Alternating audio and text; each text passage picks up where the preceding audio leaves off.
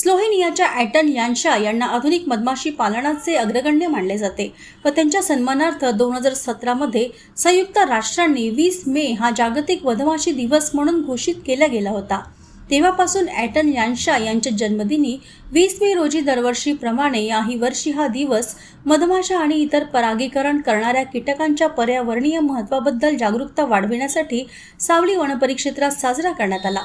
जागतिक मधमाशी दिनाच्या निमित्ताने मधमाशांचे पर्यावरणीय,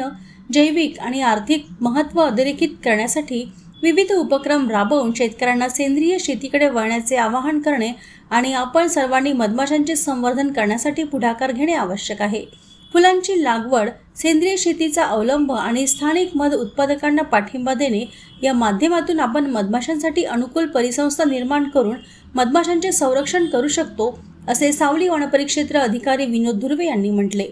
सदरचा कार्यक्रम श्री प्रशांत खाडे, विभागीय वन अधिकारी चंद्रपूर व श्री विकास तरसे, सहाय्यक वनसंरक्षक चंद्रपूर यांच्या मार्गदर्शनाखाली श्री विनोद धुर्वे वनपरिक्षेत्र अधिकारी सावली यांच्या नेतृत्वात श्री रितेश बुर्रीवार स्थापत्य अभियंता,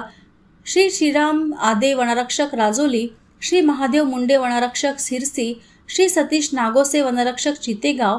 श्री लंकेश आखाडे वनरक्षक सादागड, श्री सुखदेव बोनलवार वनरक्षक टेकाडी यांची उपस्थिती पार पडली।